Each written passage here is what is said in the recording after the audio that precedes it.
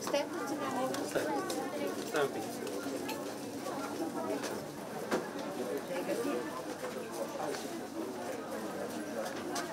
Ce e Lila? Că are termen 28, uitați. Uitați cum arată. Uitați cum arată. Ce termen 28? Uitați, domnul, termenul. De unde știu eu că ăsta e de aici? Este de aici, deci al termenam de unde să am. Păi poate Nu am cum. Nu am cum. Nu are termen afișat. Dumneavoastră vedeți că sunt mucegăiți? Uitați, vedeți că sunt mucegăiți? Cum considerați dumneavoastră că am putea cataloga această marcă? Uitați cum arată. Este un termen de pe rup de undeva, poate să fie ceva... De la pungă, domnul, termen. Care pungă? Că uitați, poate să Domnul, fie... pungă. Mai multe sunt. Aici n-a avut preț, a fost cum i-am spus eu. N-a avut preț, n-a avut nimic. N-a avut nimic, uitați-vă dumneavoastră. Mă rog frumos, nu vă tot asta, nu mă rog eu. Pastram. E pastram? Pastramă verde tot, pastramă poate să fie la Nu avem altă pastram. Și spuneți aici că expiră pe 28. Păi 23. De 405, poftiți. Păi nu e același termen. Deci.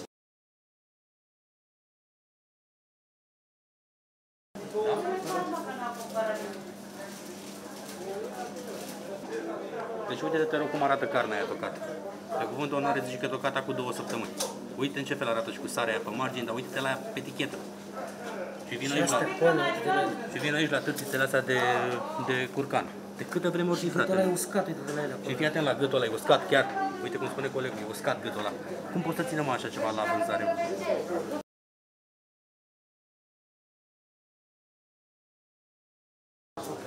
Porcă e piața asta de gândat și n-am voie să ies pe unde intru.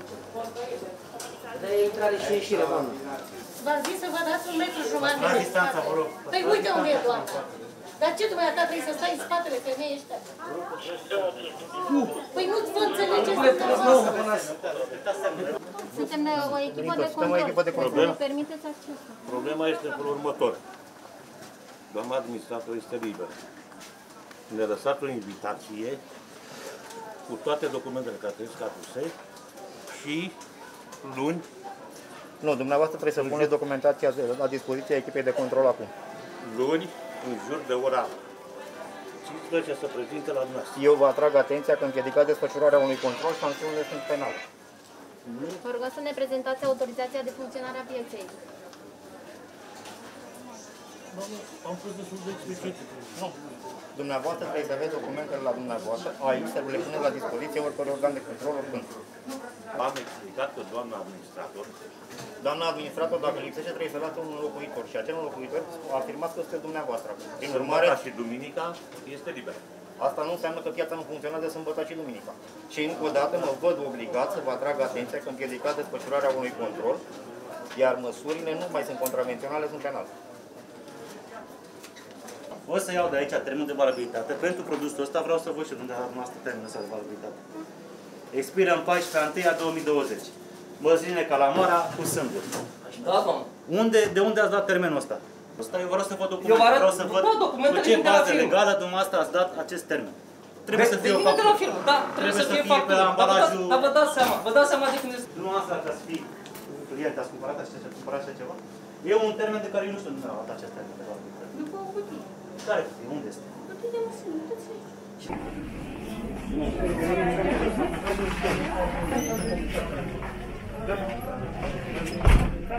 În momentul de desfățire a mărfii, trebuie să țineți pe marfa pe care aveți aici, trebuie să țineți în magazin.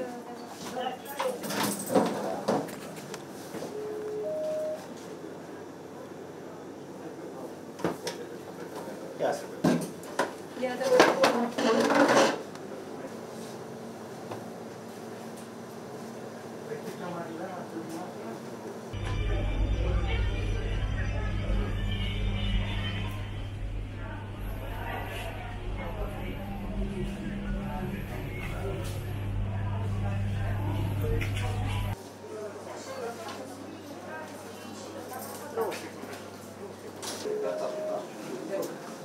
Aveți un contator ce puțin pe ăsta pe care am găsit. Ăsta cum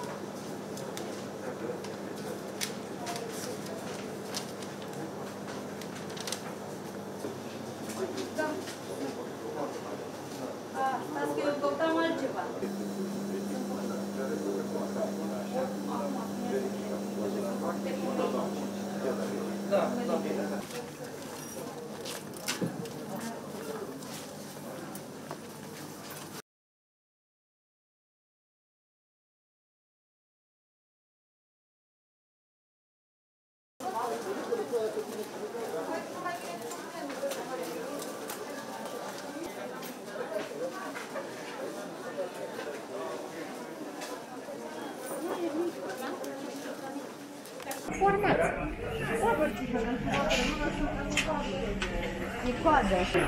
Domnul duce, cineva duce casele. Domnul duce.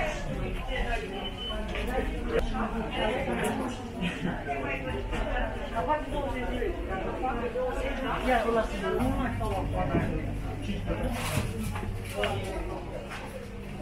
Nu ai cum să-i facă.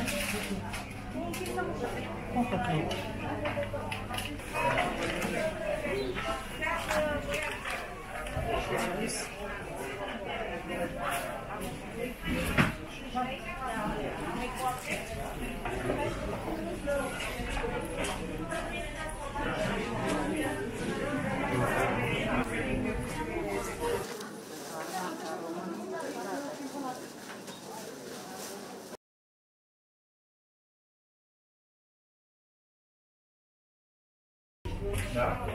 Nu, au păzit mai devreme, de aia.